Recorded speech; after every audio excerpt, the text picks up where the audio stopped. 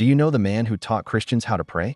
This is the extraordinary story of Edward McKendry Bounds, a man whose quiet life produced thunderous spiritual impact that continues to shake the world today. Watch till the end, and don't forget to subscribe to watch more of this. This is not just another historical account gathering dust on forgotten shelves.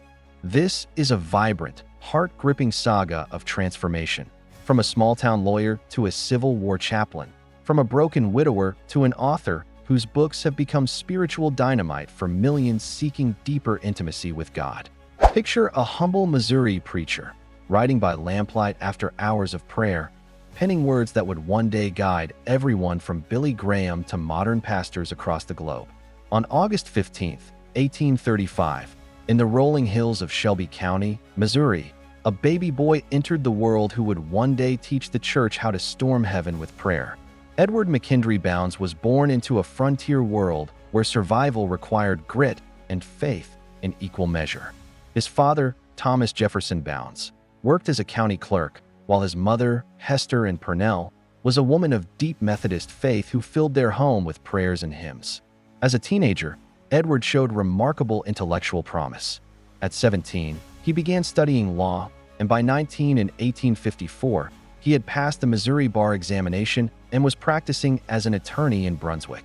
Picture this young man, barely out of his teens, standing in frontier courtrooms, arguing cases with the passion and precision that would later characterize his prayers.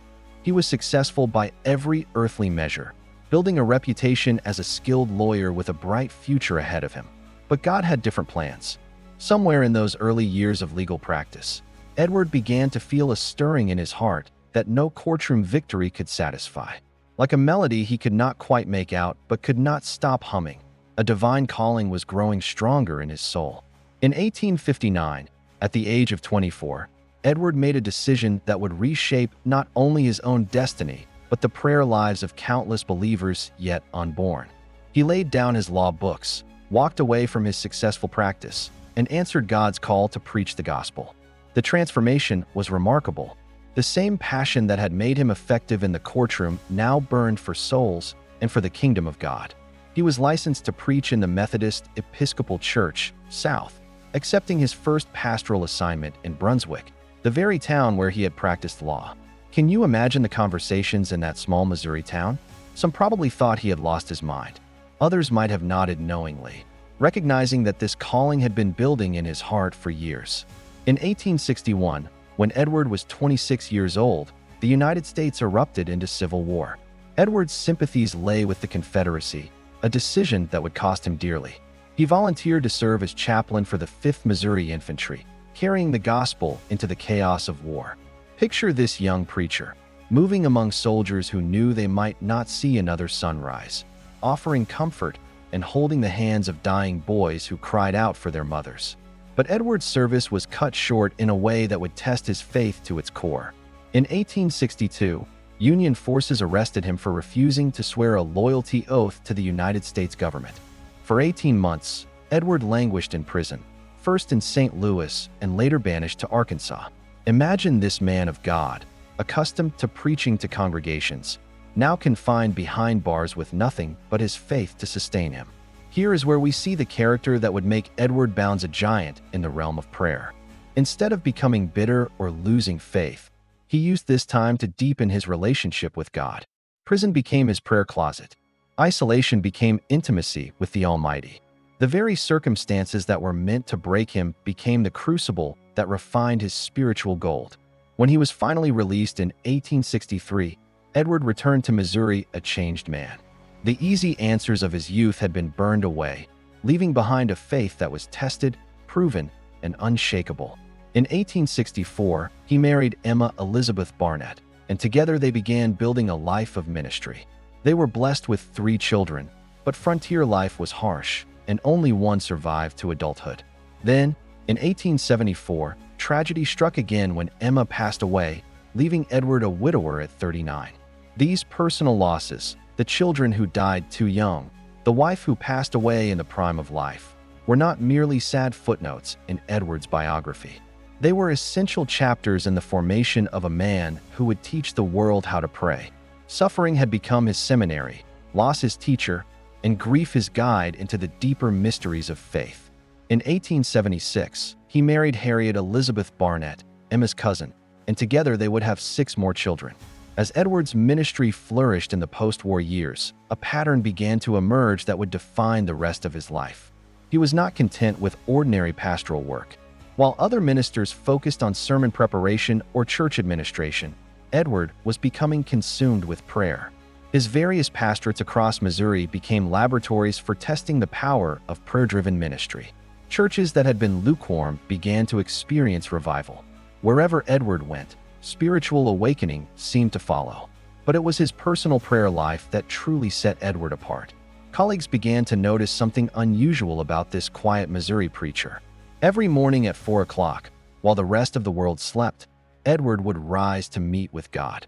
Not just a quick prayer before starting his day, but extended times of intercession that often lasted for hours. Fellow pastors who stayed in his home reported hearing him in prayer, sometimes with tears, his voice carrying a passion that spoke of deep communion with the Almighty. One colleague described these prayer times as a sweet communion, noting that when Edward emerged from his prayer closet, his face often glowed with the reflection of having been in God's presence. This was not merely religious duty. This was a man who had discovered that prayer was the source of spiritual power, and he was drinking deeply from that well every single day. During these years of intense prayer and pastoral ministry, Edward began to receive prophetic insights about the future of the church. In an 1884 sermon that would prove remarkably prescient, he declared, "God is raising a praying church to usher in the latter rain, preparing the way for Christ's return." This was not merely optimistic preaching. It was a vision of coming spiritual renewal that would indeed sweep across the globe in the decades following his death. In 1894, at the age of 59, Edward made another radical decision. He announced that he was retiring from pastoral ministry, not because he was tired or discouraged, but because God was calling him to serve the entire church through writing and itinerant preaching. He moved his family to Washington, Georgia, a small town that would become the headquarters for the most productive period of his life. This transition required tremendous faith. Pastoral ministry had provided steady income for his large family, while writing was unlikely to provide immediate financial return. But Edward had learned through years of prayer that obedience to God's leading was more important than financial security. Washington, Georgia, became Edward's prayer laboratory, where his daily routine was built entirely around communion with God and the writing that flowed from that communion. Between 1894 and his death in 1913, Edward produced a literary legacy that would influence millions of believers worldwide. He authored 11 books, though 9 would not be published until after his death. These works, written in the quiet hours before dawn after intensive prayer sessions, would become some of the most powerful writing on prayer ever produced. His masterpiece, Power Through Prayer, became a classic that has never gone out of print.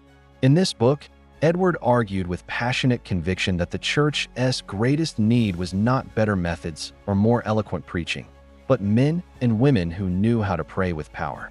"God shapes the world by prayer," he wrote, a statement that captured the essence of his entire philosophy of ministry.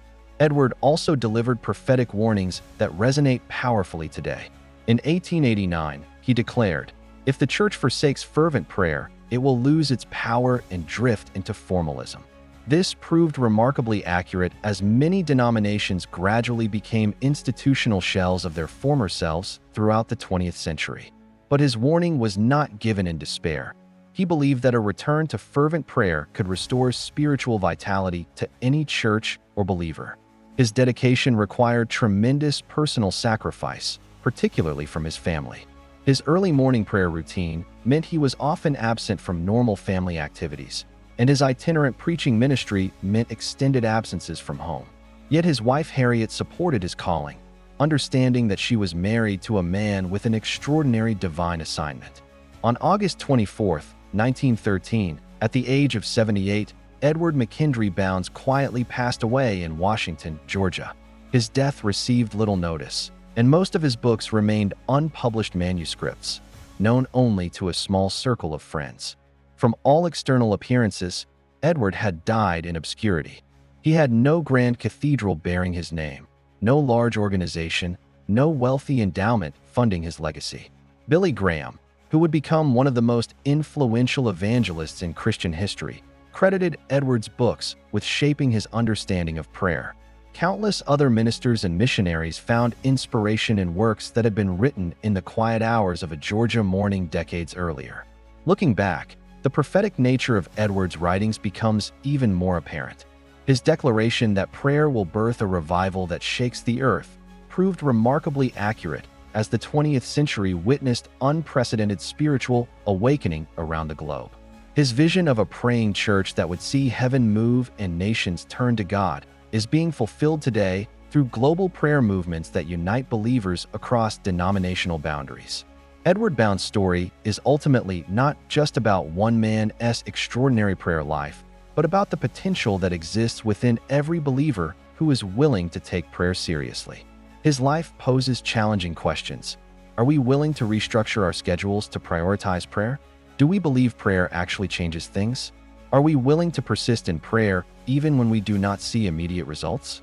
The fire that burned in Edward McKendry Bound's heart was not his own creation. It was the eternal flame of God's Spirit-seeking hearts that would burn completely for his purposes. Edward simply chose to feed that fire through prayer, fanning it through worship, and sharing it through his writings.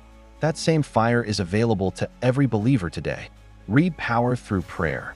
It is available free online and has never been more relevant than today. Let Edward's passion for prayer ignite your own hunger for deeper communion with God.